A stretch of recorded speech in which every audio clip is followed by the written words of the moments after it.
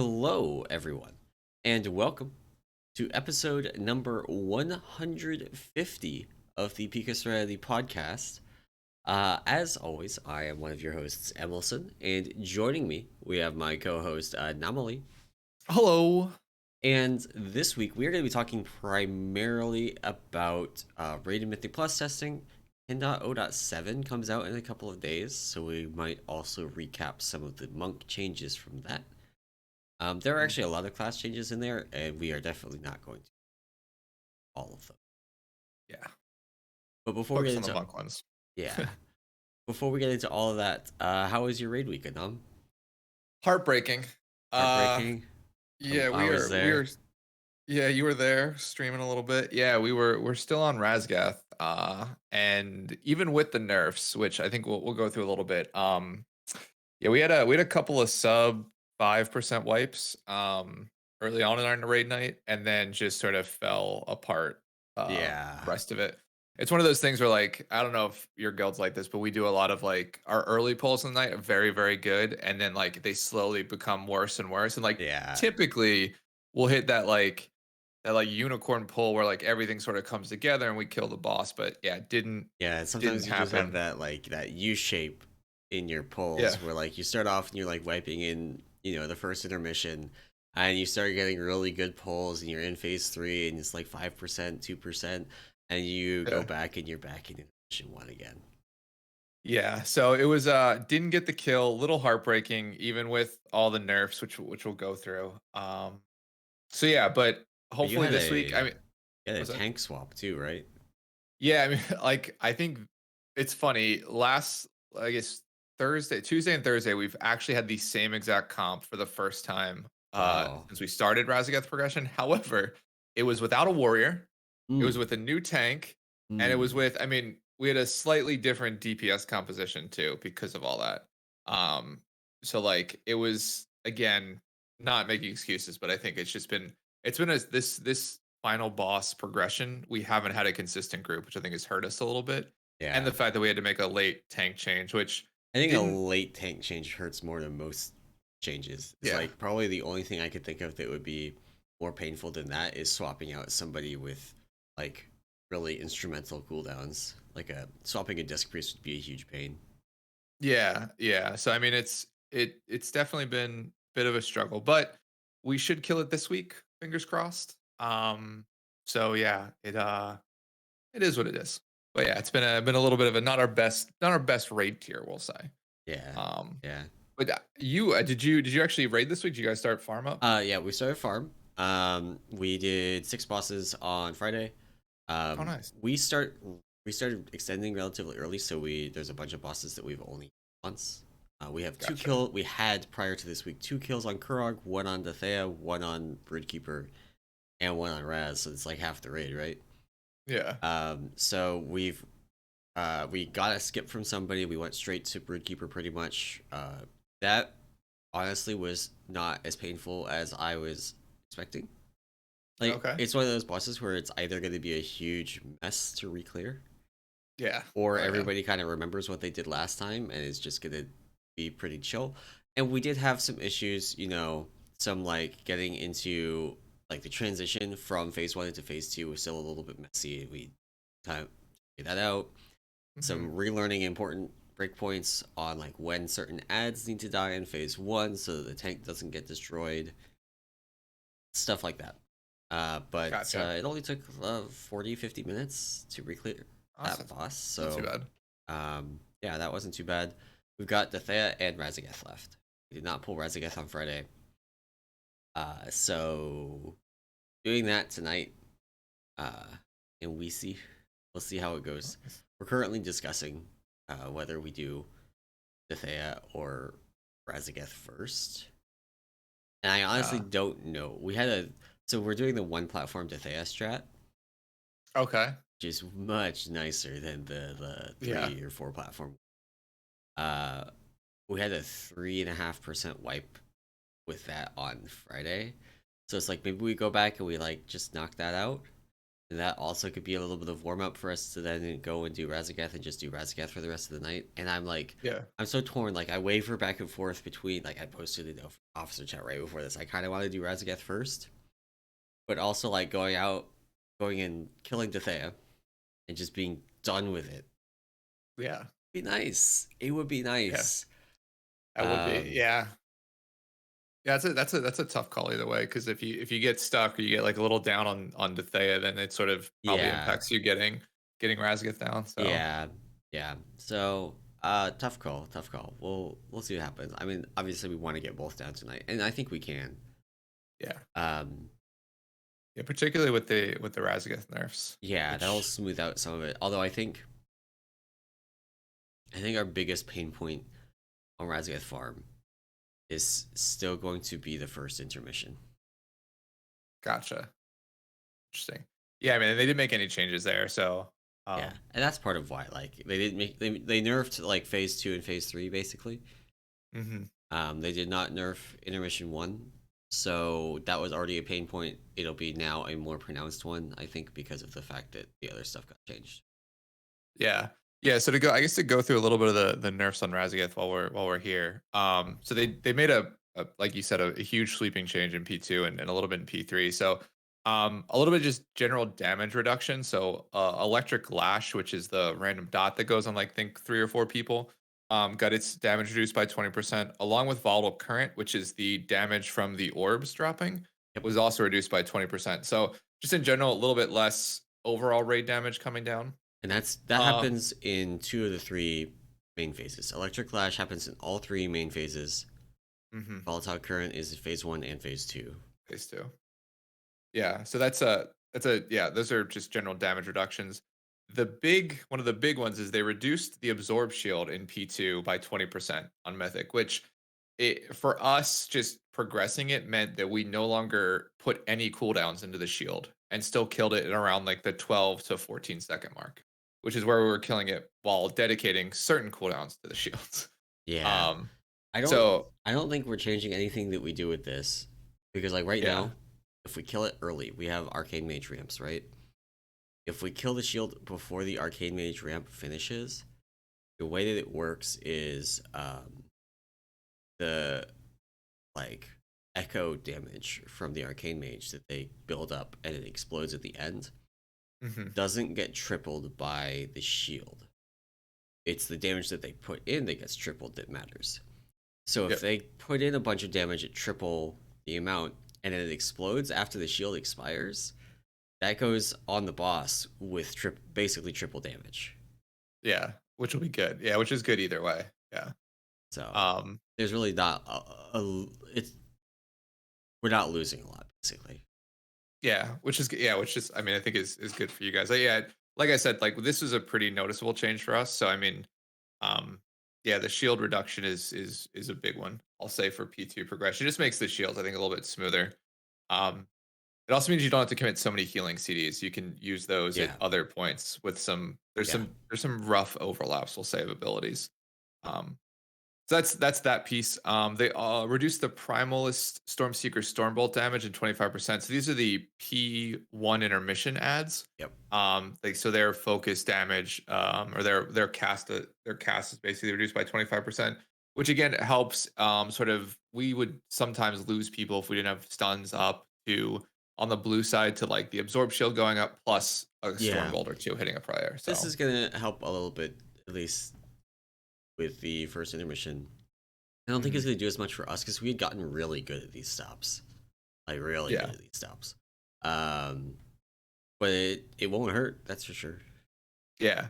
Yeah, it'll definitely help there. And then I think I think the shield changed very big, and then this final change I think is probably the largest one out of all of it. So 2 pieces. So lingering charge, periodic damage reduced by 20%, and lingering charge is the debuff you get after you get hit by fulminating charge. Yeah. And so with fulminating charge, what they did is they removed the root, and now it just snares, which basically means like you can use any sort of like movement increasing ability to spread out. You can also move your character a little bit. It's still you're still fairly slow, I'll say. So if you're all stacked on top of each other, like you're not fast enough. Yeah. Yeah, you're not fast enough to spread out and not get hit, but it does mean that like as a monk you can roll out, which is helpful. You don't need to break the root first and then move. Hunters can disengage. They already, Mages can blink. they technically already could Oh yeah, disengage that's with true. post haste worked, and then mages could blink with the root, but they would just then be rooted at the location. But now a mage can like blink and walk a little bit. Yeah, which is just helpful to like that minor movement right at the end is always helpful to like make sure you're not going to clip anybody. Right. There's also just a Um, bunch of stuff that prevents snares or limits how good they are. Ghost Wolf is actually very good on this now yeah, because it prevents you from being reduced below a certain speed. But a root kind of bypassed that, so it just prevented you from moving, period. mhm. Now you can't be reduced beneath, I think it's 70 or 75% movement speed while in Ghost Wolf. So Shaman can actually run pretty far out with this, and that's a nice quality of life buff for them. Mhm. Yeah, yeah. So this is, I think, one of the nicer changes. I mean, as a monk, you can still like Tiger's Lust to target, and it'll get rid of Yeah, the snare, right? And they can move. Um, and like there's other things like the hunter. I think the hunter, I guess the hunter freedom doesn't work anymore, right? it Because that was on should. root. Oh, it should. Okay. It should Yeah, remove snares and we roots. tried something with that, and it never worked out well. We had our hunters uh, doing that in phase two, and then they switched to survivability pets in phase three, and we were just like, we're gonna gate out of this thing. And then the yeah. second one is like rogues immuning it, so it just didn't matter. We weren't clearing it Yeah. anyway. Yeah, exactly. So I mean, it was yeah. So these are, I think, the fulminating charge changes are fairly big too. I mean, the damage reduction also is very nice because that's where, at least for us in our progression, where we used to lose a bunch of people would be Lingering charges spreading are out. yeah, Yeah, spreading out, getting the debuff, and then like as you're running back in, people not being like just not getting in range of a healer to get a heal, or being so low that you don't have like healers just don't have an instant right. to pop you up, which is compounded by the fact that we run 3 evokers, healing evokers. Yeah, So their reduced man. range on top of that is not good. So Preservation is such a good healer spec, but also that 25-yard range is awful. it's yeah. I mean, Like they're really good. not that I like evokers at all, but like that part of the evoker healing part is just awful. It's like the range Yeah, issue. It just sucks. So um, but yeah, so those are the sort of the mythic. There's a handful of like heroic changes too, which very similar to some of the mythic stuff. So but yeah, those are the biggest, I think, mythic changes, which like you said should make P2 and P3 just slightly easier. And basically, get you into learning P3, which being there a couple of times is not that I think we've only had like 4 or 5 P3 pulls, and all of them have been sub 5%. So yeah, it's like if you get there, it's basically just living. I think it's like 2 bad overlaps. You live those 2 overlaps in P3 and you win, yeah. right? There's So there's a overlap. Um, there's like an overlap around 1250. yeah, it's the pull in plus wave, right? It goes like uh pull in wave something wave, or it's like Yeah. wave pull in wave, something like that. There's two waves. And then there's the fulminating charge that you go and you just walk to the gate Yep. out of that.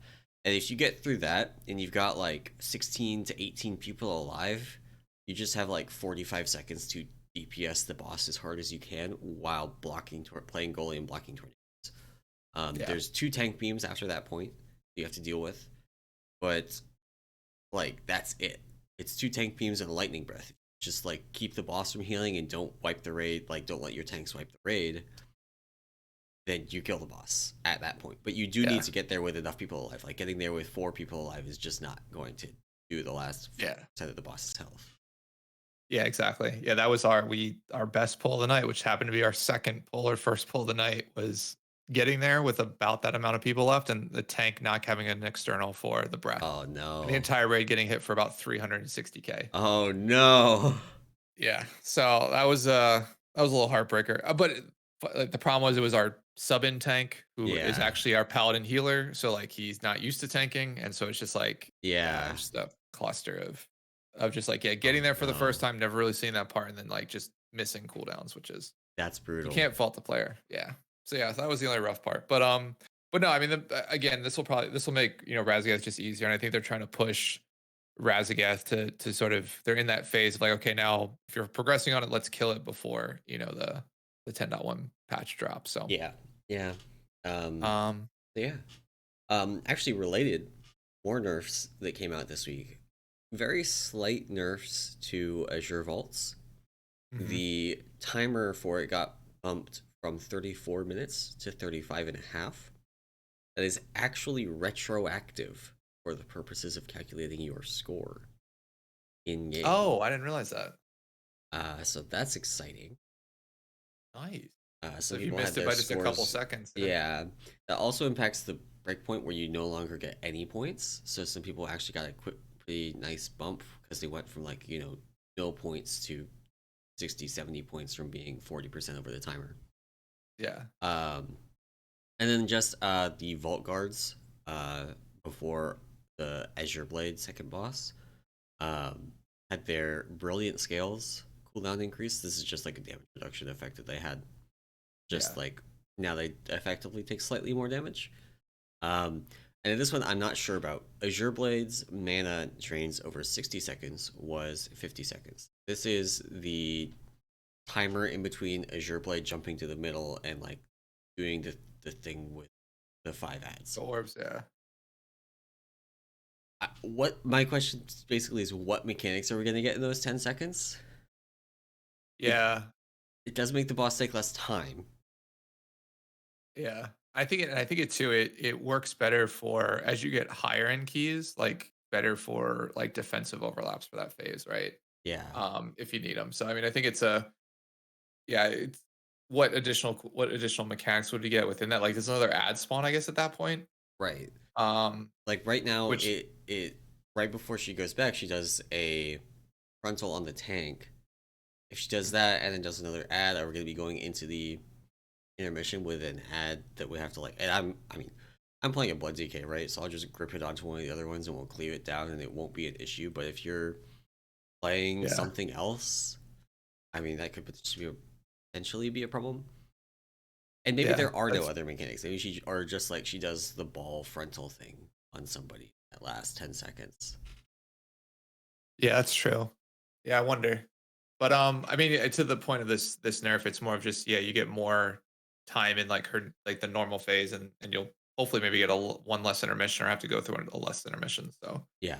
um, but yeah, just a couple. I think those are the only dungeon nerfs of the past week, or other than the Raszageth nerfs, and then this, there wasn't really much Yeah. Yeah. in terms of nerfs to the content. So because we'll see how 10.0.7 changes things. Um, But yeah, the other big news over the past week that came out is Wowhead, or sorry, not Wowhead. WeakOrs made a tweet which sort of everybody jumped on top of, which was the fact that in 10.1, and this is sort of apparent once I think they got into the raid and sort of saw some of the sort of the logging details that they're doing within the raid. Blizzard has introduced a new private aura system, which basically makes it easier for them to hide specific auras from add-ons. And the idea here, the implication here is that essentially it lessens the ability for like a weak aura to automate a certain mechanic within a fight.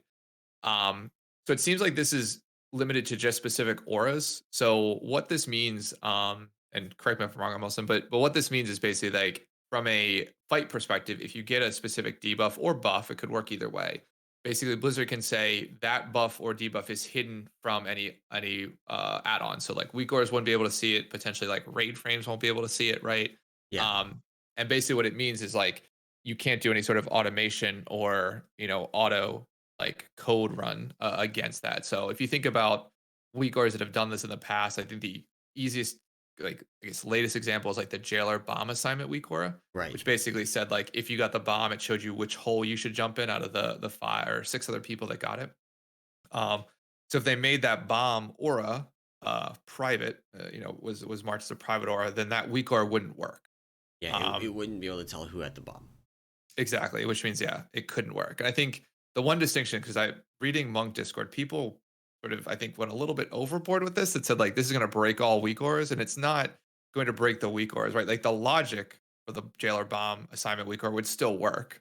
It's just the weak ore itself would not be able to see who had bomb to make that sort of calculation. Yeah, So like I guess like weak ore is like the BDGG Among Us weak ore that like you vote on a player. yeah, That system should still work. Like that weak ore would still work.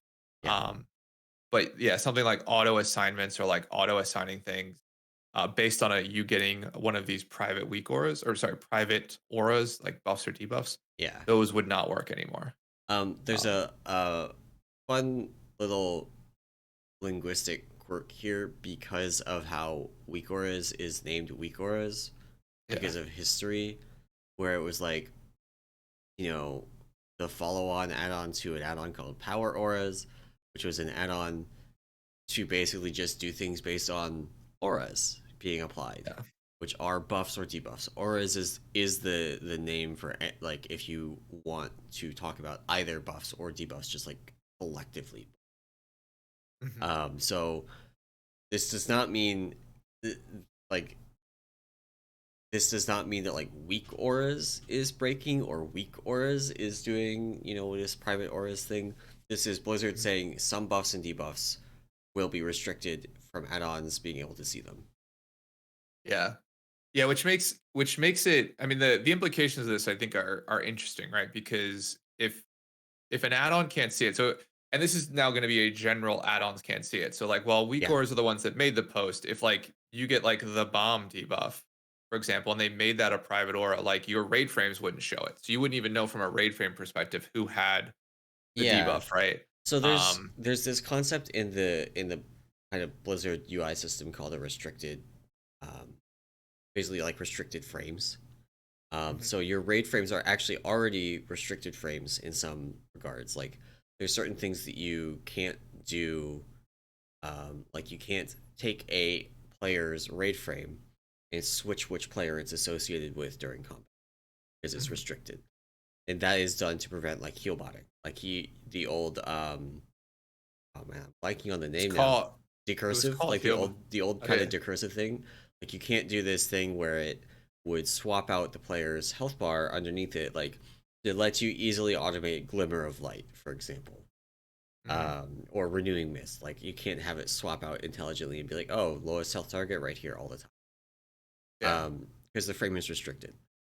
So there are things they could do. For example, they could let add-ons. They do let add-ons create restricted frames outside of combat and let them set them up. So one mhm, thing they could do, which would work with add-ons but will require add-on developers supporting it, is allow you to create like a private auras restricted frame. that's true. You wouldn't be able to interact with or customize how those are displayed. So for example, a lot of players use like instead of an icon for like life bloom or renewing mist on your raid frames, they use like a colored block that just has like the sundial countdown. You wouldn't be able to do that. It would just be like the standard. Here's what you know, this aura looks like. You probably control Yeah, the size, things like that. But they could let you create just a restricted frame that holds these private auras, and then you could see on your raid frames. Like you could create one per player on the raid frames and put it in a position. And during combat, you're not allowed to touch it, yeah, but you can still see it. And so that's something that they could do. Again, it would require individual add-on authors implementing support for it, but they could definitely do that. It's not like it's insurmountable. mhm, It's potential pain, though. yeah. Yeah, because I mean, like, I think if we, this is sort of, I think, Blizzard's answer to like that arms race escalation of like how Yeah, advanced weak cores have gotten over the past couple years, and like how they're having to basically design fights with the expectation that those things are in place. Um, and so like the community, if you want to raid high end mythic, like weak cores are almost like a requirement, right? It's yeah, like you get your boss mods, you get your weak auras, then you're good to go. Um, I think though that this also probably ends up like there are implementations of mechanics where like weak auras were actually not as helpful. And so like thinking about like yeah, the mecha torque bots, and like when if you remember that fight where you had to like three people got debuffs, you had to jump in a bot and you could only see other players' colors. And the players had to tell you what color to hit so that you could like put in the sequence and disarm the bomb or disarm the bot. Right. Um, and like they could do stuff like that, which that like was outside of weak auras. And I know there was a weak aura for it, but didn't always work well, and it was almost easier just to talk through it. Yeah. Um, so like I can see them being like giving them a little bit more freedom to implement sort of certain mechanics like that. Like Among Us is like a really good example of like having to communicate. And I know that there was eventually like a voting week or but that still required you to interact Yeah. I with mean, there were a something, lot of right? like our reclears were like, we would get there and be like, okay, vote, vote, vote. Just vote. Everybody vote. Um, Yeah. and so that was the big things we would get in, just like spread and vote. And Yeah. so it helped a lot. Like when you're dealing with a 20-person raid, trying to have everybody yell out like, "Oh, I see so and so. I see such and such," and knowing that two of them are liars.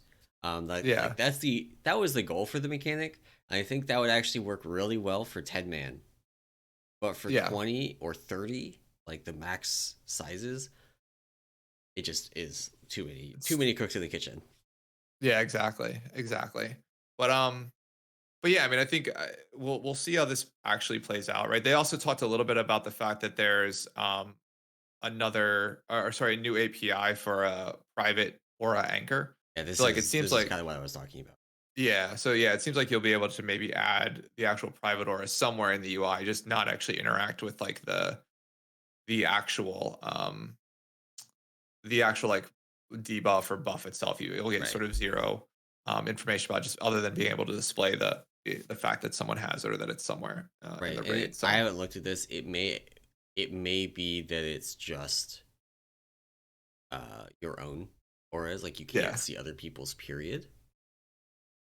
which would Um probably make sense if they're trying to hide it, right? Because like if there's the you could even use like the presence of one of these private auras as you having whatever that bomb. Like if we take the bomb debuff for example, like just be able to see other people's if their anchor point was active or not.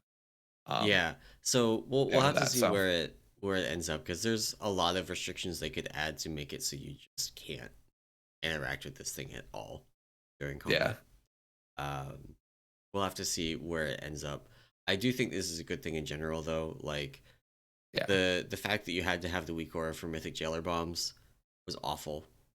It would probably oh, yeah, the least fun part of that fight was, you know, getting halfway through phase one and then three people jump in the same hole and two of them say my weak aura said to jump there. And the third exactly. person's like, yeah, mine did too. And it's like, Yeah. what do we all right.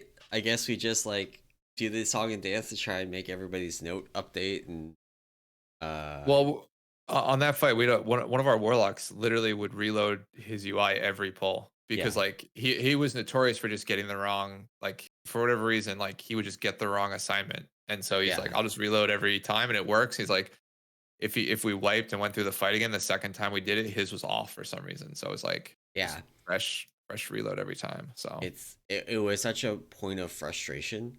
Um and there's a bunch of other fights that have had stuff like that over the past couple of expansions. I'm mhm. like anything they can do to like de-escalate that particular arms race, they just gotta. They gotta, Yeah, gotta, gotta. We intentionally tried to avoid using assignment weak auras this tier. I think we have one. The yeah, charges, I guess it's two. It's the phase one bombs on Raszageth. Just the left right okay, ones, basically. yeah, And after the nerfs, I don't know if we really need it, but it does help avoid the like everybody going to one side, just like killing each other kind of wipes. yeah. Um, and then the freedom aura for phase two for who to put freedom on, which is now no longer necessary because it no longer roots. Yeah. Yeah, I'm actually trying to think. Other than kick assignments, I don't think we've used an assignment week or this tier. We didn't even We try. really like we have a kick assignment week aura for the storm bolts on the intermission of Radzageth, but I don't think we used another kick assignment week aura the whole team. Yeah, we did for Primal Council early, and so we typically set them up for anything where you don't want to interrupt. So like Primal Council, and then for what's the other boss? It Dathia? does cure. Uh, no, not Death. I think it was Kurog. Doesn't Kurog have interrupts? at some point. The little like Hellion dudes, It's not they those. just Yeah. get So maybe we getting should. kicked Yeah, maybe we didn't or actually killed. use one. That's interesting. Huh. Yeah. I don't remember. But yeah, it's been a lot less. Like it's definitely not as prevalent, we'll say, as like even as Shadowlands was. So Yeah. um So cool. yeah, this is gonna be interesting. Yeah, I wonder. I'm wondering how all this gets implemented, right? Like that's the important thing, and I'm wondering what debuffs or what buffs or debuffs, I guess, right? Because it's all auras they start to place in here. Um, so it'll be yeah. I'm interested to see what mechanics come out of this, right? Yeah. Um, so yeah, so yeah. Um, cool. Well, then the other thing Blizzard did this week is they did produce a longer Q&A for the way the upgrade system will work. And it's actually a lot of words. um, and so they kind of go through. I think it's more than just like an FAQ for like how the system works. It also does have a couple of questions around like why they're doing this, right? Like, what is the reasoning? What is the reasoning? For a lot of like this new and updated upgrade system. Um, and so I think it's a really good read. The biggest thing, I mean, some of the big takeaways I took from this is like, while Valor as a concept is much easier, the problem is there's not tiers of Valor. And so what Blizzard wanted to do with this upgrade system is basically say like, look, you can do low level content to upgrade your gear to a low level, and then if you want to upgrade it further, you have to do higher level content. And so there's a sort of an incentive to always sort of reach further and further up in terms of difficulty. And like if you want to stay at like, hey, I want to be a LFR type player, or like I want to just be like a heroic type player, you can stay there, but then it also means you're not going to be able to eventually upgrade your stuff to mythic, right? You'll have to actually do that content to get the items to do the upgrade. Um Yeah, so yeah. I think one of the big things is so the tiering means that you aren't incentivized to spam twos to get a trinket. Mhm. Then just pool all of your valor and upgrade that one trinket like a rage feather from this tier. Um, which in practice I don't think people really did. You would find the right keystone level that you could just kind of hard grind efficiently. And so for some people that Yeah. was twos, for some people that was tens or 15s. Um, and then the valor caps basically kept you in check and said you can't just farm twos for this one trinket and then upgrade it all cap. Yep. Um, but yeah, on the other hand, it does mean that like you can get one from a +2, and it's like well, this is useless to me. So Yeah. we probably won't see the like +2 bonus valor kind of keys that people do, because I did a bunch of those actually on an alt recently. I was just like, Oh.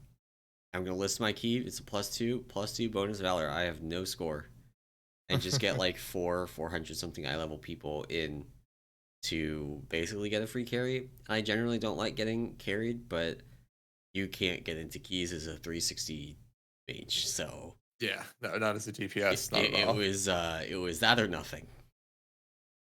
Yeah. But I do so they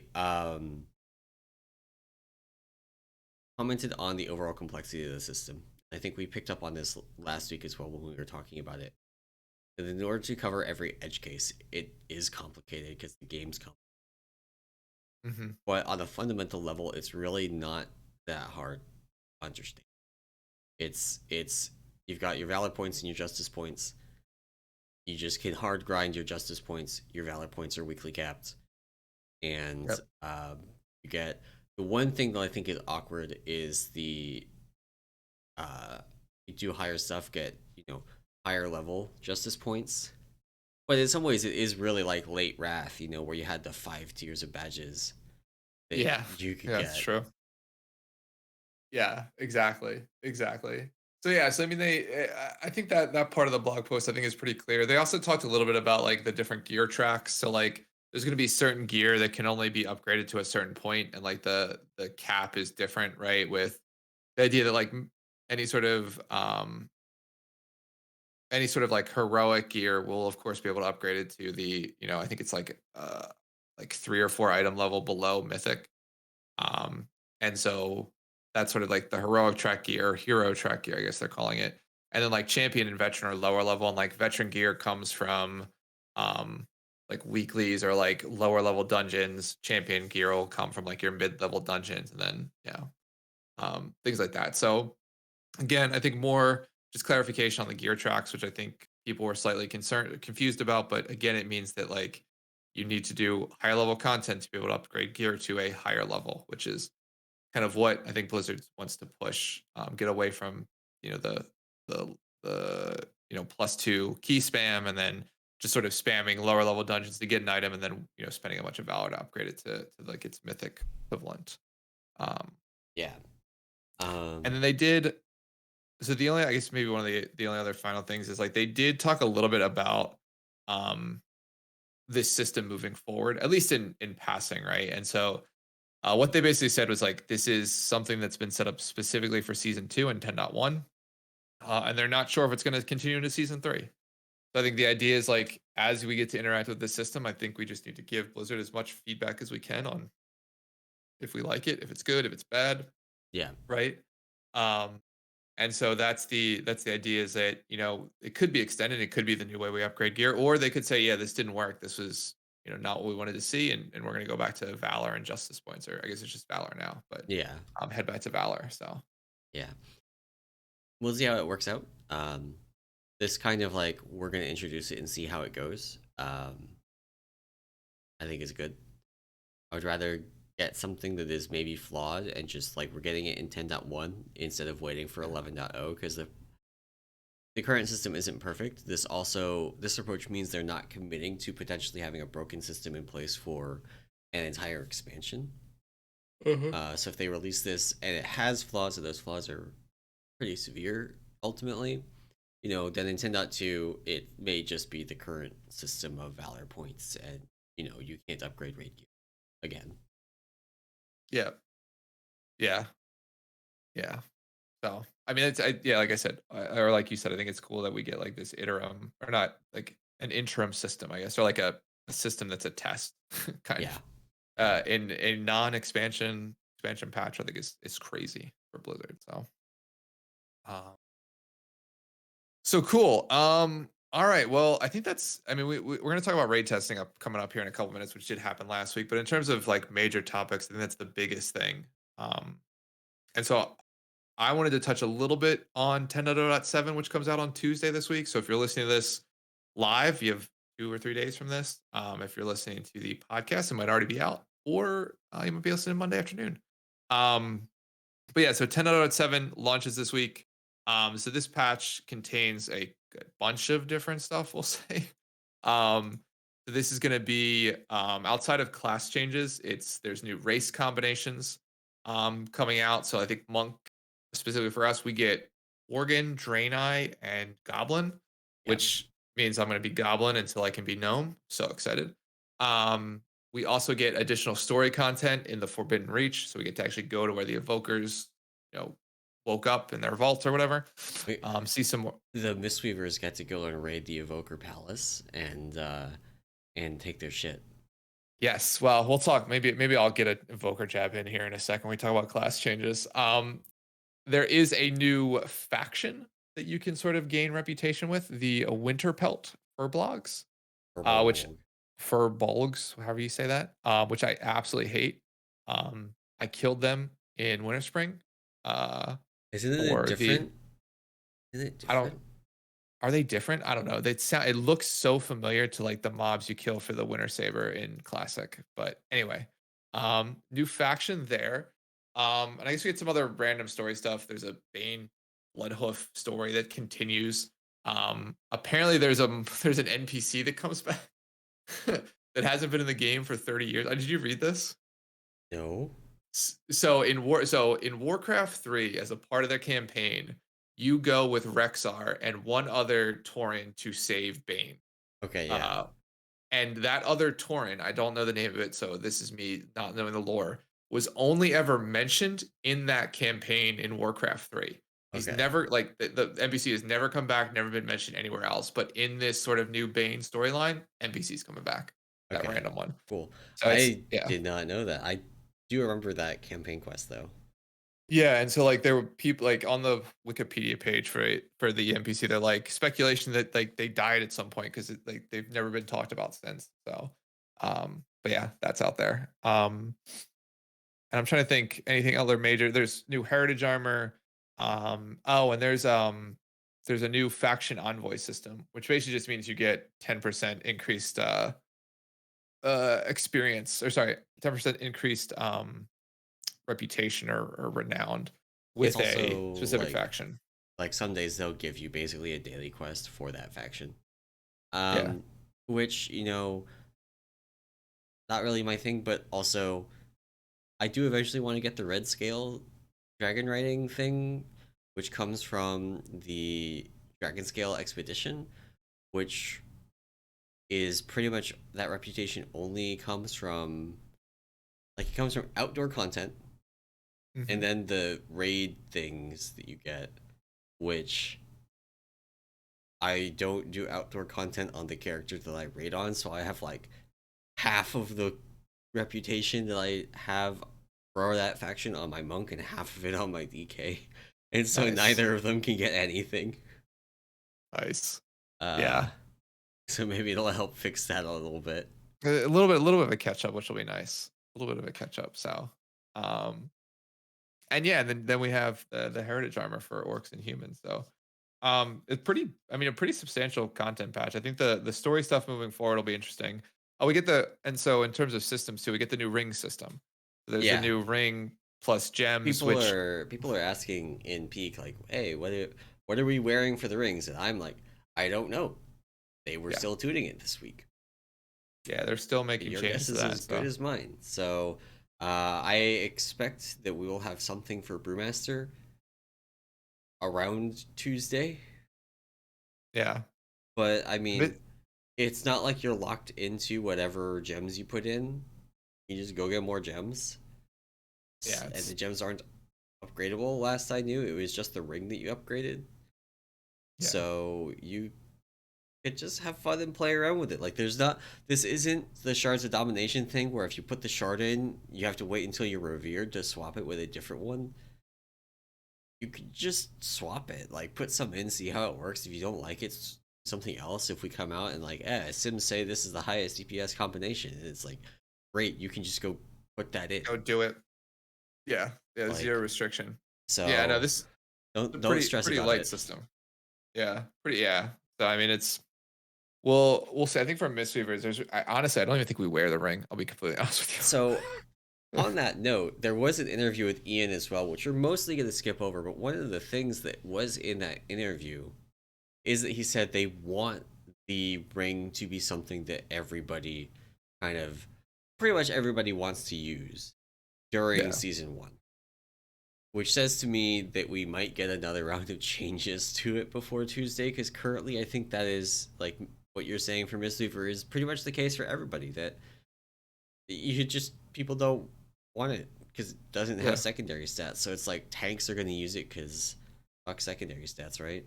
Um, God.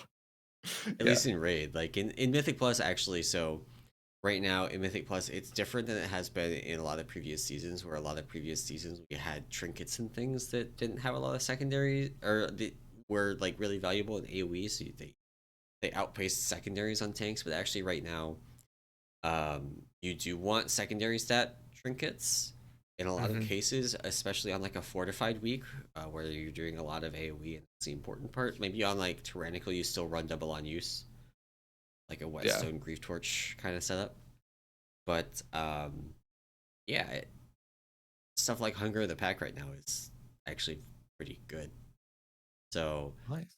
I don't know if you'll actually use this ring as a tank in Mythic Plus. I think you will in raid. Um, we'll see. And that honestly just might be the change that they put in. Like I could see it on Tuesday being like, when you upgrade this, you have to take it to the crafting thing and do a crafting order to upgrade your ring. Uh huh. It may just be like you can put emissive in it and secondary Yeah, stats. yeah. Even a reduced amount of secondaries would definitely help. So, um, but yeah, we'll see. Like you said, they're still tuning it. I think right now, even from the limited stuff I've done, just testing it, looking at it, didn't look too exciting. So There's okay. um There's like two modes that this item has, right? It's like not exciting at the base level of just like nothing particularly crazy happening, and then somebody yeah. finding an infinite loop where it just does infinite damage. There's no middle ground.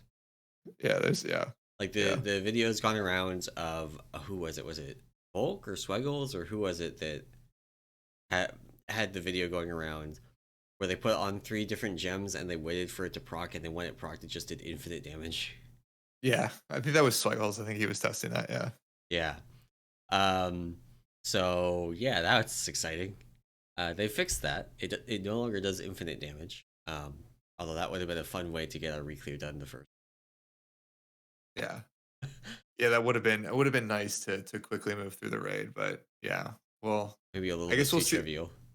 Yeah, we'll see on the ring what the final outcome is. So yeah, we definitely won't have anything for probably the Tuesday, but like you said, changing things out or adding or removing gems will be is pretty easy. So but yeah, and then we got a ton of course class changes that came with this patch too. So like you said, we're not gonna touch on everything. I think for Windwalkers, the big one that they're getting Sky Touch. It's basically a new talent that shares it's a choice node with what's the actual name of the Skyreach. Skyreach, yeah. So it's Skyreach and Sky Touch, and basically all Sky Touch does is removes the teleport or like the port portion of Skyreach. And so this is sort of big because I know as as a Windwalker when I take this talent sometimes it's extremely disorienting when you like port in front of something or port to something when you're not expecting it. I know that our Windwalker in Raid has died to like the Narth a couple times. Yeah. Um, and then also to just randomly boarding in front of the boss and getting cleaved by something. Yeah. um, Or the real fun one on Raszageth. You like Skyreach back into the boss and there's a lightning thing there, and yeah, you just Skyreach into lightning, get stunned, and then get killed. yeah, It's an yeah. exciting one. Yeah, so I think that's the biggest thing out of Windwalker. And they've gotten other like damage increases to some other talent changes. So most of those though are focused on single target updates. So um no, so that's on the Windwalker side. No Brewmaster changes We did actually get some or hotfixes this week to Blackout. okay, well, that's good. So That's good. two ones that have been on our bug list for a while. Blackout combo with Purifying Brew now actually pauses stagger. It didn't before. Um, People want this effect to be so much more powerful, valuable than it is. Uh-huh. A lot of the reason it was really good in Legion is because of our extremely low brew cooldown and the ability to just chain Blackout combo, um, Iron Skin Brew the whole time, and you can kind of pause stagger for like 15 seconds, and that's way more way more powerful than pausing it for like 6. Uh-huh. Um, then there is a fix Blackout combo Celestial Brew now gives you the 3 extra charges of improved Celestial Brew for that cast instead of it just like giving you a buff applies to the next cast. Which is a lot better in higher end content, kind of a wash in lower end content. It makes it more intuitive to use. It says like if you Blackout combo Celestial Brew, it makes this one better. Like you want this one to be better. It's not building up towards the next one. In the Uh-huh. higher end content, you kind of overwrote those stacks anyway before your next Celestial Brew. In like a lot of cases, like maybe it bumped you from 9 stacks to 10 stacks, but that's not a you're not intentionally. Yeah. Yeah. Yeah. Nice. Well, that's good. Yeah, those nice to get. I always love hot fixes. So, Yeah, those came in on like Friday. they're working hard. Yeah, and then I guess the class or the spec with the most changes is Mistweaver, where we got a bunch of I think changes. So to go through these pretty quickly because we touched on a lot of this. Actually, maybe one we didn't talk about. We touched on a lot of this though. So the biggest thing is we have a new talent for Shaylun's gift. And so this is basically it's an additional node. So it's not a choice node or anything like that, just an additional node. And what it does is it um increases the or adds 2 or sorry, Shaylun's gift now heals 2 additional allies, so that's 5. So up from 3. and the cast time's reduced by half a second. So this is a huge Mythic Plus buff, actually. Yeah. Basically means like your Shayloons will hit everyone. And this will be, I think, a theme as we look at Mistweaver. Is they're sort of removing some of the randomness in the targets that are hit by our spells, because a lot of our healing is not targeted. So it's sort of, we get, I think, a disproportionate amount of just like RNG, where like if Shayloons heals the 90% target, not the 20% target, the 20% target dies, Yeah, I right? definitely ran into this. I've healed a Yeah, couple queues now and ran into this exact thing where, there's two targets that are low and if, everybody else is just like not topped and I hit Shalen's Gift on one of the low people and the other one's health just doesn't move. yeah, yeah. So this is a very cool talent. This will be an almost automatic pick in Mythic Plus for you. So yeah, it's very good. They also did change Shaylin's Gift healing, so they increased it by 20%, which is a sort of a buff. But then they removed, or then they changed the way that Mastery triggers. Mastery will only trigger on the primary target of Shaylin's Gift. So previously, all of your secondary targets were also triggering Mastery, which was sort of nice healing boost. But yeah, no longer will occur. But you did get a solid 20% just baseline increase to it. Um, they then made a bug fix, which I think is right, is that the Shaylin's Gift clouds now reset upon when boss raid encounters are started, along with when Mythic Plus starts. Just means you can't start a fight with 10 packs, right? Of Yeah. the clouds. Yeah. Everything is big. Continuing with this Shaylin's Gift, Xiaohao's lessons got some updates, which I think are good or bad, depending on how you look at it. First up is the Lesson of Fear, which is the haste buff. Got its haste reduced from 25% to 20%. Just sort of, Lessons of Fear was by far the best buff you could get. And so people would fish for it. And so Yeah. now it's not as good. It's still probably the best one, just not astronomically better. And then the other thing that they did is that Shayloon's lessons will now display a tracking buff indicating which lesson will be learned on the next cast. So basically, you'll be able to see the next time you cast Shayloon's Gift what buff you're getting. And so it's one of the four. So you'll be able to know up front what buff you're getting the next time you cast, which is really good. We'll let you fish or make changes if you want, if you need it for a specific mechanic coming up. But it also means that the lessons buffs now operate on a deck system. If you're not familiar with decks, the way that deck systems work in WoW, basically you get all of your options, and you just sort of pick. Like, let's say you have 4 options here. It's like picking a card from a group of 4. So you pick the first card. It might be the first buff. You pick the second card. It's gonna be something different. Third and fourth. And when you pick all 4, you reshuffle those cards and you start picking again.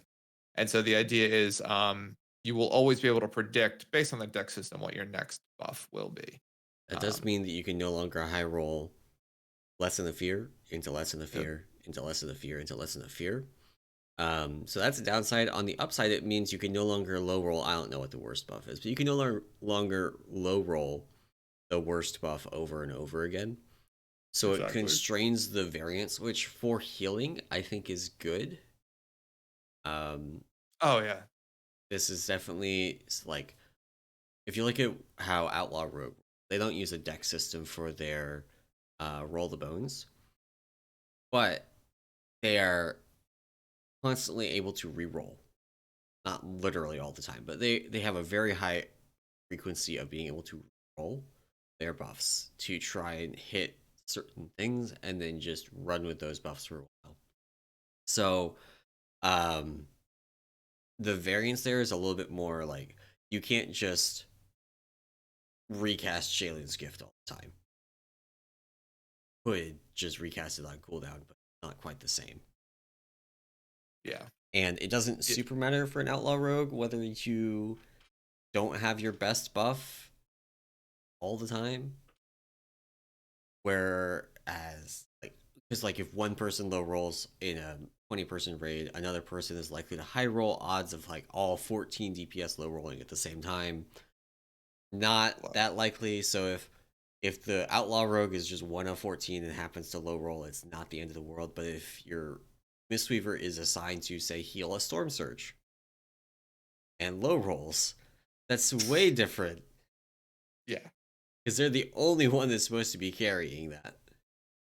Exactly. Yeah, exactly. Yeah. So no, this definitely reduces that type of RNG. It also means that you can sort of target buffs again, like you said, for specific mechanics coming up. So um yeah, it'll be something you want to track for sure on your UI, and then just make sure you have the right buff for the next big healing mechanic. So um but a couple of there's some changes to Thunder Focus Tea and Enveloping Mist, which makes Enveloping Mist instant cast along with its other effect. So That's a just nice good. change. Yeah. They also made changes to Zen Pulse. This is one of the buggiest spells I feel like in the game. Yeah. Particularly when you use macros with it. So basically they remove the target requirement from Zen Pulse. So previously to cast Zen Pulse on someone, there had to be an enemy within range of that person. Then you could cast Zen Pulse. Now you can just cast on whoever you want. That's removed. Um, and I'm pretty sure like it's they have 2 bullet points for this. The second bullet says fixed an issue that caused Zen Pulse not function with in-game mouse over settings. Just fixing the first thing fixes the second thing. There was something weird about mouse overs and like requirements for casting that were just Yeah. screwing up. It had issues. I believe the biggest one that I heard of was on bosses with very large hitboxes. Sometimes it would think that your mouse over target was not in range. Yeah, And so like yeah, Raszageth notably, very large hitbox. So Narth also a major pain point for that. Arrows, yeah. kind of a pain. And it would too, like if you use certain mouse over macros, like it would still cast the spell, but it would cast on yourself. Oh Which was like yeah, because if you had mobs in range of you, but it couldn't determine if your mouse over target did or did it not, would it just just cast it cast on on yourself. yourself. Okay, Yeah. Which was interesting. which is just fun. So then another fairly big change. So for our Celestials, whenever you activate Yulan or Chi-Ji, you apply Chi Cocoons to 5 targets within 40 yards. Basically, you apply some sort of absorb shield to 5 targets within 40 yards whenever you click or invoke a Celestial. This is a good change just because Blizzard did this a little bit last time with like the GCD changes they make, where they basically say like if you hit a button and nothing instantly happens, they will put like an instant cast effect around that. So like with invoke, you hit it and then you have to like use a couple GCDs to build up enough to actually start casting. And so similarly, that's what Blizzard tried to fix here. Um, So just to keep, sorry. basically, this is you get absorb shields on people. In Myth Plus, it's just everybody gets a shield, which is Exactly. gonna make things a little bit easier to reactively use these in keys. Like Hmm. if you're just healing a pug and into the bad, now you can hit your Chi and like they won't instantly die while you're in that Exactly. GCD from Chi. They'll get a shield, and then you can start kicking stuff and healing them up. Yeah, exactly. Exactly. Um, but I guess to note, these are called Chi cocoons, so they don't get any of the life cocoon talents. So you won't see like buffs being like you won't get enveloping mist or renewing mist added to these targets if you take that talent. So um, there's that, and then the biggest change I think out of all these, by the way, just to sort of to denote this, is enveloping breath's heal over time effect is now visible on raid frames. Only took an expansion plus a couple of content patch to get this changed in the raid frames. But yeah, this was a huge issue. Particularly, the reason I made the quick bites videos I made to sort of discuss mechanics was because of enveloping breath. We did like a deep dive on Warcraft log data in like mid Shadowlands time period, and found something like 30 or 40% of all Mistweavers had logs where they never triggered enveloping breath. Oh Like, no. yeah, they just didn't know it existed. Like people would come in and be like, I don't know how to use Yulan. And it's like I hit it, nothing happens. And I was like, well, you have to hit enveloping mist to trigger things with it. Because if you don't do anything, it's just soothing mist like 3 targets and that's it. Yeah. Um, so yeah, so this is a big change because it'll show in the raid frames, I think, as people can see. Because like you use default raid frames, you never know what's happening, basically. Um, Um, there's this one final change.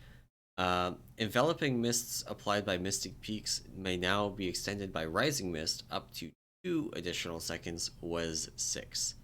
mhm. That seems like a pretty big nerf. Is it just like because it only applies to the Misty Peaks enveloping mist? It's not as big as it seems.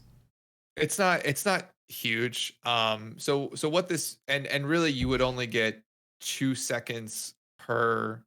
So the reason it was 6 seconds previously was that basically you can extend any hot up to 100% of its duration. Yeah. So like that's always the limit with using Rising Mist as a tank. If you take Rising Mist, whenever you hit Rising Sun Kick, your heal over time effects are extended. And so previously, and that extension is capped at 100% of the original duration of the spell, I believe. I think that's the cap. Um, and so what happened is like if you had a Misty Peaks proc, it procs an enveloping mist on a target for 6 seconds, and so you can extend it for up to 6 seconds. And so now they've basically just limited it where like you extended only 2 seconds versus Okay. the 6. It's I not. guess there's a little bit of like you could high roll and get, you know, Rising Sun Kick just multiple resets in that Exactly. period and extend it to 6 seconds, but typically you won't. So a lot of the time you were already only getting 2 seconds. Yeah, so this sort of cuts out the larger like high roll portions of it. So yeah, I mean we'll see. This shouldn't be a major change, I think, in the grand scheme of things. But Yeah. yeah, they did make a little bit of a change there. So I think that's everything for Mistweaver. So like I said, like new talent, which is really cool, really good Mythic Plus talent, and then update to Shellhow Lessons, which I think is easier, make it a little bit easier to use. You know, get the buff you want lined up for the next mechanic, and then this change to Celestial Harmony. I guess it's Enveloping Breath to now trigger a shield on people when you cast your evoke, which is good. So well, cool. Which I still want to talk about raid testing, but I don't know if there's yeah. anything else in 10.7 you want to quickly touch on. No, I think that pretty well covers it.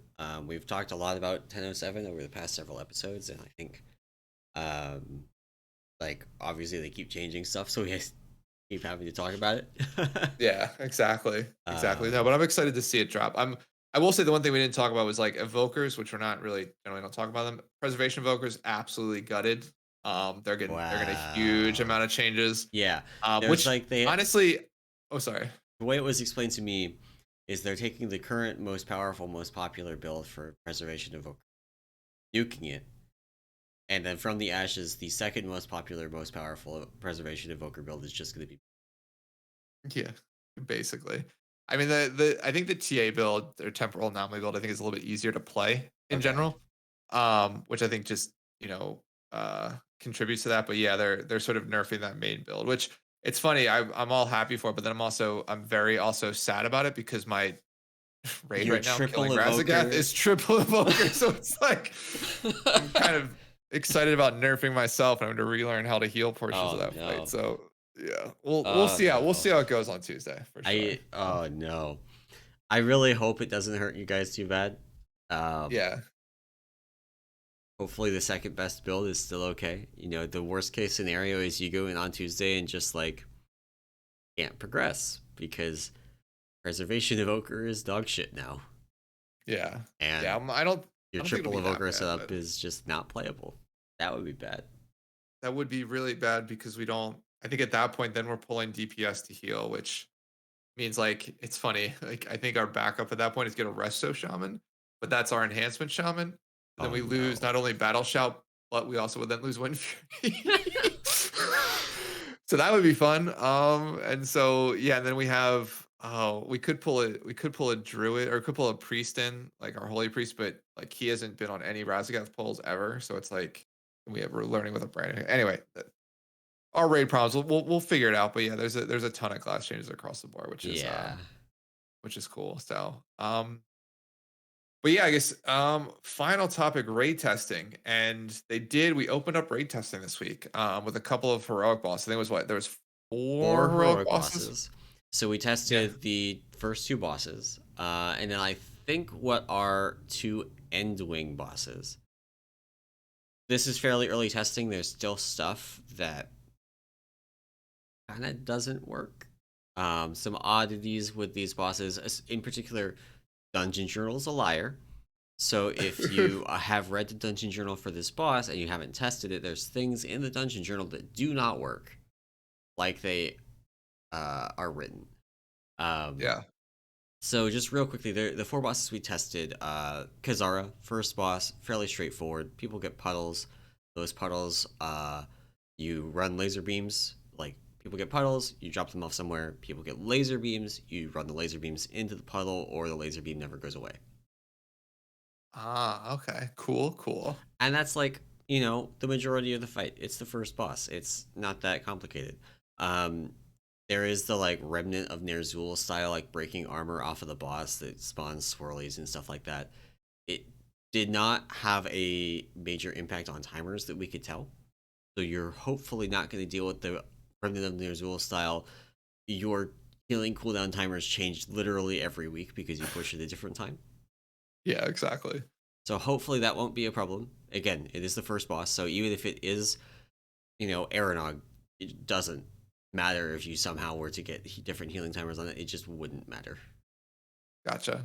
The mythic mechanic is going to be interesting on that. The one that is currently listing is if two laser beams cross paths, they explode. Okay. Oh, So it's don't cross the beams. I like that. So there's going to be some interesting space management there potentially. Going to be probably it's what it's likely to be is there's going to be some geometry that gets done to figure out how to drop the pools initially and how to spread the raid so that you just aren't very likely to cross the beams in the first place. And to be clear, it's not like two lasers touching based like, well, I just said the dungeon journal lies, but two lasers touching the value that's listed in the dungeon journal for damage dealt to the raid is not like instant wipe. It's like 30% of the raid's health. So it's like it's bad. That's good. And if you really mess it up, you will instantly wipe. But it's not like one singular mistake wipes the raid. Again, first boss. So, second boss, the Amalgamation Chamber, aka Molgoth. This is a really confusing one for people because they listed one name, but the Dungeon Journal listed a different one. Nice. The best analogy that I have for this is the intermission of heroic Eye of the Jailer, where you have the two eyes, and you can't bring them too close to each other or they empower each other. Yeah. But you need to kill them both roughly the same time. And they each have, well, in this case, each of them has a different mechanic. One of them's a shadow one of them's a fire one. They have the debuffs, kind of like Mythic Eye of the Jailer did, except that you don't explode when you touch somebody of the opposite color, which is good because that mechanic sucked. Like, okay, it was either just completely trivial because you just like split correctly and moved correctly, or it was incredibly frustrating because somebody disengaged into somebody else, or you like made it out of the intermission phase and melee moved back to the boss and like your healer came over and they just touched and blew up the raid. It was just awful. So there's no blowing up the raid instantly, at least currently, which is good. Again, second boss, it shouldn't have that kind of mechanic, just period. It just shouldn't have that kind of mechanic. And so when you get them both to 50%, they merge into a Shadow Flame Elemental. I should say, when you get either of them to 50%, they merge. But the boss, the like thing they merge into, has HP depending on how much damage you did to both of them. So if you just hard burn one down, the second phase starts at 75% HP. But if you deal damage to them evenly, it starts at 50% HP. So it's a pretty significant incentive to just like do equal damage to both, at least early on. I'm sure by the end people will just have 19 people on one, a single tank on the other, and just like burn it, and then just burn the second phase, and it just won't matter. Yeah, exactly. But that's the first boss, But then one of the interesting things about the Shadow Flame Elemental is it takes a mechanic from the Fire Elemental and a mechanic from the Shadow Elemental, and it puts them together. And so one of the things, this is interesting to me on a more like raid technicality, like technical level. Normally the hardest part of a raid is like overlaps between mechanics, and the Dungeon Journal never lists those. Like it never tells you, oh, mechanic A and mechanic B are going to overlap at this time, and that's going to, that's something you have to solve. These are kind of like mechanic overlaps that are written out in the Dungeon Journal. Okay. So you have one where there's Armageddon soaks that spawn, and then from those soaks, you get orbs that come out, and that's listed out in the dungeon journal. And that is the fire elemental has the Armageddon soaks, the shadow elemental has the orbs that move around that you have to dodge, and so then when they merge, you have one mechanic that's both of them. And it's like that's just kind of, I don't know, neat to me on a more like structured like information communication standpoint than an actual mechanical standpoint. Mechanically, it's easy. Yeah. The hardest part to figure out was how to have like what timing to have people swap so that they didn't get too high a stacks of the debuffs in phase 1. In phase 2, there's a different debuff you get, and it's permanent. Gotcha. So you get it from dealing with the mechanics. So there's things that you do there to, like, probably on Mythic, you're not going to have the same people soaking Armageddon soaks every time because then they just like die to the stacks. Yeah, that kind of thing. So yeah, and like Lincoln said, we just burned the fire guy to push the boss to phase 2. We did the same thing earlier in the like hour of raid testing that we had to just see the second phase. We did actually manage to get both of them to 50% before pushing, nice. and actually killed it from there. The doing it from 75% was just a little bit much for how we were doing it. We just had people die at the end of the phase 2. But yeah. Then on the second day of raid testing, we have what I think are Endwing bosses. We had Raszageth the Elder and have fun saying this one, Zhkarn, Zskarn, the Vigilant Steward. Zakaron.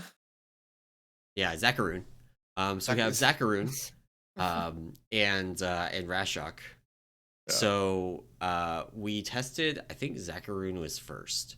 And I'm actually going to pull up the raid plan for this because the room matters. This is one of those, like, the room, the floor has a pattern on it that is used for the fight. Yeah, part of the fight, yeah. So I have the raid plan for this pulled up. If you're just listening to it, what this is like, imagine dragon scales are the floor and they're laid out in this like hexagonal pattern. So you're on like this hex grid. Kind of like on Painsmith, you had the square grid, except this is a hex grid. And throughout the fight, the boss is going to spawn traps. These traps are spawned in just dead center on one of these dragon scales and one of these hexagons. And so kind of the main mechanic of this fight is you get these traps. These traps are permanent unless you kill these golems that drop, parts that you can use to disarm a trap. Gotcha. So you get more traps than you get golems. So you are eventually going to run out of space. And there's this tension between like doing damage to the golems, which is going to take damage off of the boss. So like maybe like there's a point where you just say we don't kill golems anymore, and we just burn the boss from here and we just kill it before we run out of space. There's certain other things on this fight, like I actually need to go put a comment on the PTR forums. The visual, there's these dragon statues around the room that he periodically will activate, and they do a big, and when I say big, I mean big cone. Very large with a very poor animation at the edge. So we had a number of wipes that were just people, like it does 3 pulses and the pulses get progressively bigger. So you have time to like get out of it, which is cool. But also on the 3rd pulse, the edge of the animation is just really bad. Like you get hit by it, but visually you didn't get hit by it. So there was part of our raid testing on this boss was just figuring out where the edge actually was for the 3rd hit, which is just not how it should be. That's something that needs to change. But this one I think is going to be interesting. Okay. I do feel like this is going to very rapidly, at least like pre-mythic, going to devolve into just ignoring as many of the mechanics as possible and burning the boss. Makes sense. Because the way it works is you get like 6 traps a minute. Okay. Oh wow. And the golems, if you don't do something about them, will activate more traps. So you have to do something about them. You don't necessarily have to kill them though. You can CC them. At least they don't have to. Yeah. You can actually root them, and if they are not near enough to the trap that they were trying to activate, if you root them, they'll just stand there. Oh, okay. So there may be some shenanigans there, but if you only get the traps from the boss, like you actually the other thing is every time he activates the dragon statues, he activates an additional dragon statue. So the first one there's one dragon statue activated, the second time there's two, then there's three. There's only Gotcha. like if you get five, there's like you get like 1 square centimeter to stand on that's safe. So by that point you've Yeah. like if you don't beat 5, I think you just die. Which Yeah, makes just this wipe like a it. It's like the 5-minute stuff. effectively soft enrage. But Gotcha. 5 minutes, 6 traps, you get 30 traps. There's like 60 squares or hexes. So you just, I mean, I guess there's not that many. It's more like 45, but it's still like you end up with a third of the room left at that point. Yeah. If you just have to beat that one, like, and you actually can, like, if this ends up being a 3-minute, 4-minute boss kill on heroic, then you just kind of like don't do any of the mechanics. Keep like you assign one person to just keep the golems from doing anything useful. Yeah. And you just burn the boss. Okay. So yeah, I don't know. It's gonna be interesting. I feel like on Mythic, you're just not gonna be able to burn it, so just have to actually do the mechanics. Yeah, deal with the traps and everything. Yeah. Makes But like sense. Dethea heroic, right? We started Yeah. like first week we did it the real way. Second week we just ignored platforms pretty much. Like we did like Yeah, one you just platform the second week, and then after that, I don't think past the second week we ever did a platform on heroic again. just nuke the boss. Yeah, that makes sense. Yeah, Then that's interesting. the final boss that we tested, Raszageth the Elder. This is the one where the dungeon journal lied more than any other boss. Uh-huh. So this boss gains energy throughout the fight, and you drag him. There's a conduit in the middle. Like if you remember Guardian of the first ones, where there were the pylons around, Yep. and you dragged Guardian of the first ones into a pylon to drain his, or in that case to refill his energy, but to drain Rashok's energy in this case to keep him hitting 100. If he hits 100, you die. Gotcha. Okay. Um, and the dungeon Does it? journal says if he stays in the conduit for more than 10 seconds, he enrages and you die. Oh, gotcha. But how it That actually sounds works good. is you drag him in there, and then he like stops doing any mechanics, channels this spell until his energy is fully drained, which is more than 10 seconds, but you don't Yeah. die. So Dungeon Journal just a little bit wrong there. Just a wee bit Really? wrong. Really? And Okay. what else was there? Like, so he like does this like leap onto people that leaves lava pools behind. Lots If of you overlap with another lava pool, the raid dies. okay, so you gotta spread. Okay. You gotta Got like it. spread them out. And then he picks 3 lava pools periodically to have just waves come out from. Like if you imagine the prideful waves, except instead of it being a like plus sign, it's Uh-huh. like 5 points. It's like a hexagon. Okay. No, a pentagon. That's got yeah, I was gonna say. Yeah. Um, Interesting. Gotcha. and then he's So was I oh, go ahead. no, I was gonna say, actually I forgot what I was gonna say. Sorry, you continue. Sorry. So like the catch with that is it does raid damage when he leaps on somebody, and the damage is increased by 50% for each pool that is out. Okay. And of course, you're probably waiting for like, okay, so where's the mechanic that lets us remove pools? Yeah. There's not one. You just eventually die. Gotcha. Gotcha. I mean, is the damage low enough to start that you can get like multiple pools and things like that? So Yeah. it's So sort you of like can a go. DPS race. It is a DPS race. It's kind of like a patchwork kind of like you must kill the boss before you die to just seismic slam, ruining the raid. Gotcha. Gotcha. Um, Interesting. which kind of it's weird because like it looks on the surface like there's like this space constraint because you just Uh-huh. are gonna run out of space to drop the puddles, but you die to the damage from them way before space is. You have like half the room left when it was just literally one-shotting us. Gotcha. So this is like the patchwork Yeah. sort of type encounter for this, right? And Awesome. there's some very odd implementation things here. Like there's a what looks like a tank combo where you do the thing with the tanks swap back and forth during the combo. Uh-huh. Except the two casts don't interact with each other, so you just one person takes both of them and the other person swaps, so it's just a tank swap every 40 seconds ish. Gotcha. And then there's a like meteor soak that appears on the tank. That if you're not in it, you take like 250k damage. It's a pretty sizable chunk. If you're not in it, you take that. If you are in it,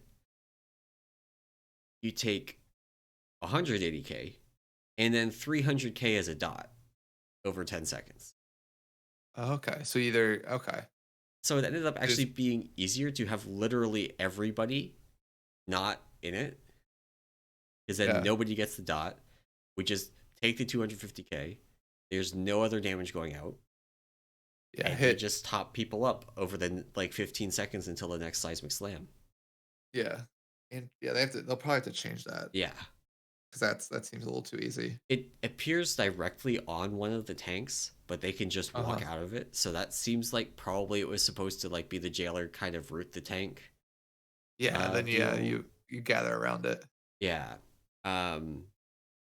But yeah, something gotta change there, because right now it's just like really weird. Yeah. Yeah. Interesting. That fight felt, I would say, empty. Like it was missing mechanics, and some of that may be that like there was very little raid damage because we didn't have to soak the thing. So like the main points of raid damage is when you pulled the boss into the conduit, again, like Guardian of the first ones. When you're in the conduit, there's just like a huge amount of pulsing raid damage.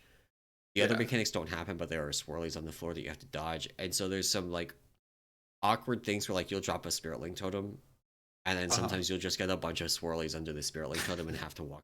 It's just the most awful thing. Yeah. That's not. So yeah. I mean, how would you say like in general, having done all the fights, how like does it seem good? Like the mechanic, I know that some of the stuff doesn't work. I would say it's good so far. Raszageth is like, I feel like Raszageth is the kind of thing where there's going to be a lot of intensity that comes doing this on Mythic from the race, from having to min-max stuff in order to make the damage check. Kind of like Sludgefist. Sludgefist had a better cadence by a lot. Where you were constantly like, there was just constantly a mechanic happening. Raszageth has big gaps where just like nothing is happening. Gotcha. So it's just damage. Yeah, but so it was also just heroic, right? So like you'd imagine like something from a mythic perspective would and fill those. That's kind of like Sludgefist did have gaps on heroic where it's just like people got healthy and you just stopped having to deal with stuff. Yeah. We'll see. We didn't. Yeah, we'll see. We did find one thing. It was a lot of fun to figure out. So one thing we figured out early on is you can feign death or greater invis the seismic slam, and it won't go off. Oh, nice. And you think to yourself, wow, that's really cool. Turns out that if you do that, the next time he casts it, he has double stacks.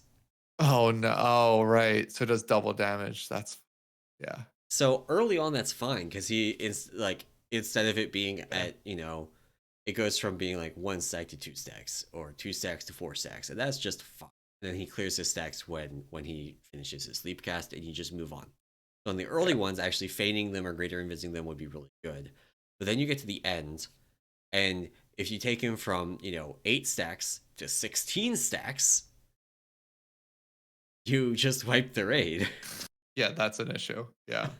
So that was fun for us to figure out, because we were just like, sometimes we were fine and sometimes we just get absolutely destroyed, and we just couldn't figure it out for a while. And it turned out it was because of the feign timing. Doing it on the early ones is very safe. Doing it on the late ones just like murders the raid.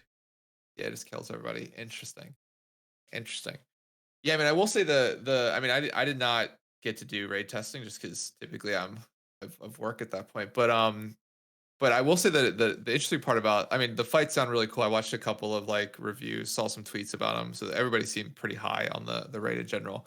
The crazy thing though is that Blizzard posted the testing schedule for like the next 6 weeks, which is like the longest, like the most advanced notice I think we've ever gotten on There's testing, so which is much raid testing. Yeah. yeah, yeah, which is interesting, but also like super cool that they're like getting ahead of it and upfront of like, hey, we Yeah. have all this Yeah. testing upcoming. But I thought that was also funny. Like they don't have bosses in it. Like the only bosses they sort of mentioned were for this week, right? Yeah. So like, but they did sort of say like when normal mode's opening. So over a weekend, normal mode will be opening coming up here on the 24th. Certain bosses there. They'll have LFR testing at the end of the month, for a weekend, and then Mythic testing starts in early April. So all of Yeah. April is nothing but Mythic bosses, which is fun. Yeah. So yeah, they definitely got ahead of the testing here for that stuff. So uh, We actually have our first Mythic boss test the very end of March, March 30th. oh, sorry, yeah, I did. And then all of, like you said, all of April is just April, April, April, April, April. Notably, we want to read the tea leaves. Friday, April 21st is the last date listed for raid testing. Yeah, So if you wanted to speculate about raid release based on the final day of raid testing, you might speculate the raid releases 2 to 3 weeks after the last day of raid testing, maybe even a month. So we might be yeah, looking at potentially like a May 15th kind of raid release. yeah, Who knows? which seems might be appropriate. Be appropriate for 10.1 somewhere in there. So, um, but yeah, no, it's awesome that the fights seem really good. I saw a couple of screenshots too of the raid. It looks like the aesthetic looks really nice. Yeah, So it does. I will say one thing that I found a little bit annoying. I did, there's the feedback reporter in game, which was slightly buggy. I was getting Lua errors from it during the fights, which was awkward. But the some of the swirlies are like this pinkish purple that uh-huh. is just hard to see. Not on the against the floor. It's actually fine against the floor. The floor is like this brown color for a lot of it, so the pink and purple stand out pretty well. This is not a Denathrius like red swirly on red ground kind of feel. But in particular on the first boss, that pinkish purple of the swirlies blends into the, like when you target a boss, they get the red circle under them. Oh no, It yeah. So blends the into yeah, that. And interesting. so like they did a good job of making it so things stand out from the floor, but because they're using this pinkish purple, now they're running into issues with the boss like Yeah, targeting target. them. And it's not a big deal on some of the bosses, like Raszageth. Well, Raszageth has like faded ones that are actually kind of difficult to see. It's also some feedback boss. But like Zakarn wouldn't be an issue, and the amalgamation boss wouldn't be an issue because it's just a smaller hitbox. Yeah, But the first boss is a dragon, and so the hitbox is giant, and that red circle under it is huge, and so it ends up yeah. being hard to see through that. Gotcha. Well, cool. I mean, it sounds like, I mean, we've got new raid stuff, new content, which is always fun, and yeah, we got testing scheduled for the next 6 weeks. So, Yeah, I don't um, know that I'm gonna be there at all of it, but yeah, I thought about skipping this week because it's our first week of farm, right? And there's yeah, just so much prep to do for bosses we haven't seen for 6 weeks. yeah, Uh, exactly. we ended up just doing it, and we did like min-size heroic raid testing. Um, Very cool. and then probably so we are doing things differently for our team this tier testing. We've historically done or just like kind of inviting anybody from the guild. This tier, some people wanted to do just like weekend team testing for heroic Uh huh. because we have enough people to show up to it. So we did that, Very cool. but we are not going to be able to do that for mythic testing, so we're going to have to do some kind of combined thing there. Yeah. Nice. Fun. Yeah. Fun. Our chronic problem with the like doing the combined thing from the start is we would end up with like 4 tanks. Yeah. And Exactly. Yeah. Which never works out. Yeah. yeah. Oh, cool. Well, awesome. I think that's the major stuff for this week. So yeah, so we got a ton of content I think coming in on Tuesday for 10.0.7, and then 10.1 is PTR's up, and there's a bunch of changes out there that we Yeah. get to go through. Doing like great Mythic testing Plus and stuff testing like that. is also open right now. I have done a grand total of 1 key. Did an underrot this morning. Good dungeon. Nice. Good dungeon. Have fun with Sanguine in that place. Um, but yeah, it's good. This is a good release. Yeah, like cadence. Yeah. Yeah, I like this. So Awesome. yeah, I think that is going to be it for our show today. Thank you all for watching and or listening. Enjoy this podcast and you want to support it and the other work that we do over on the Peak of Serenity, you can do that over at our Patreon at patreon.com/Peak of Serenity. And of course, come and join the Discord. It is the best place for you to annoy Anomaly with questions about the ring system.